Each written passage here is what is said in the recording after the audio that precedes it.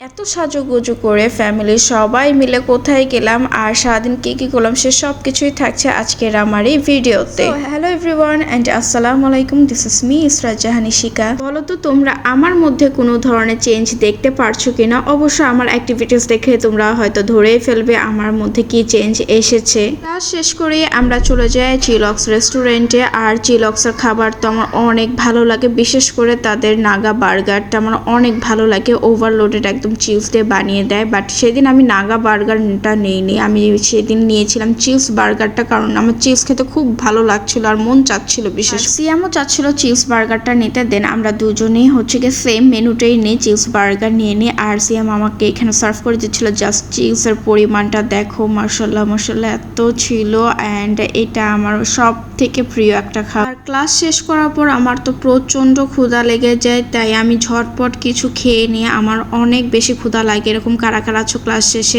এত বেশি ক্ষুধা লেগে যায় তোমাদেরও? খাওয়া দাওয়া শেষ করে চলতে আমি আমার শ্বশুর বাড়িও চলে যাচ্ছিলাম, কারণ আমাদের একটা প্রোগ্রাম আছে, ফ্যামিলি প্রোগ্রাম, সেখানে আমাকে অ্যাটেন্ড করতে হবে। অ্যান্ড সেখানে অ্যাটেন্ড করার আগে আমাকে প্রিপেয়ার্ডও হতে হবে, প্লাস হচ্ছে আমার গুড্ডুকে প্রিপেয়ার করতে হবে। সো জলদি যাওয়াটাই আমার দরকার ছিল। বাই দ্য ওয়ে, তোমরা কি ধরতে পেরেছো আমার মধ্যে কি পরিবর্তনটা এসেছে? আচ্ছা ঠিক আছে, আমি তোমাদেরকে বলে দিচ্ছি আমার এই নিউ হেয়ার কাটটা নিয়ে আমি অনেক বেশি স্যাটিসফাই। বাই দ্য ওয়ে, আমি নিউ হেয়ার কাটটা বলাই হয়নি আমার ব্লগের শুরুতে।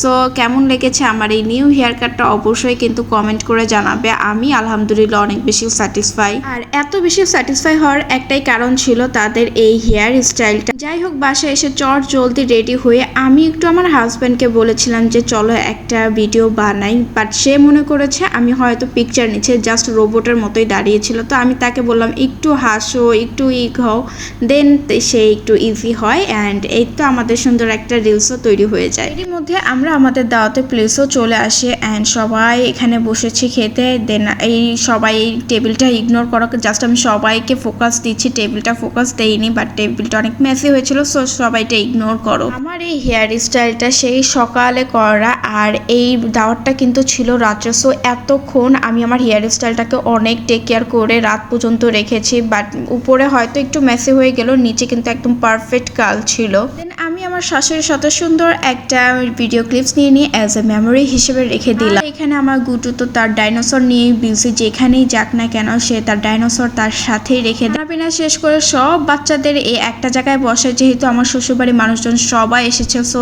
এখানে বেবিও কিন্তু অনেক আছে আর তারা অনেক বেশি জ্বালাচ্ছিল, তাই সবাইকে একটা সাইডে জড়ো করে রেখে দেই। আর এই হচ্ছে আমাদের আরেকটা গুড্ডু। সবাই অবশ্যই কিন্তু মাশাআল্লাহ বলবে, আমাদের সবার আদরের বেবি এটা। এখানে সবাই একসাথে দাঁড়িয়ে আড্ডা দিচ্ছিলাম, কারণ ফ্যামিলি সবাই একসাথে অনেকদিন পর হয়েছে। আর সিয়ামও বেবিকে নিয়ে একটা সুন্দর ভিডিও অ্যান্ড পিকচারও তুলে নিচ্ছিল, তাকে হাসতে বলে সে খুব সুন্দর করে হাসে মাশাআল্লাহ। এখানে আমিও আমার কিছু সিঙ্গেল ভিডিও নিয়ে নিচ্ছিলাম, কারণ আমার সিঙ্গেল কোনো ভিডিও নেওয়া হয়নি, সবসময় জাস্ট সেলফি স্টাইলে নেওয়া হয়েছে। আমার এই হেয়ার স্টাইলটা তোমাদের কাছে কেমন লেগেছে অবশ্যই কিন্তু জানাবে। যদিও সেখানে সবাই অনেক প্রশংসা করেছে যে হেয়ার স্টাইল ঠিক আছে, সবাই অনেক আফসোসও করছিল কেন এত লম্বা চুলগুলো আমি কেটে ফেলেছি। ফাইনালি আমরা রাত 12:30টার দিকে বাসায় চলে আসি, বাট আমাদের ফ্যামিলি মেম্বার্স স্টিল নাও ওইখানেই ছিল। বাট আমাদের বাসা যেহেতু দূরে ছিল, তাই আমাদের অনেক তাড়াতাড়ি, এটা ক্ষেত্রে আমাদের অনেক তাড়াতাড়ি, কারণ পুরান ঢাকায় অনুষ্ঠান শেষ হতে হতে রাত 2টা বাজে। বাসায় এসে আমি আমার সুন্দর কিছু ভিডিও নিয়ে নিচ্ছিলাম, কারণ একটু পরে আমার তো চুল স্ট্রেট হয়ে যাবে, তখন আর এই ভিডিওগুলো নিতে পারবো না।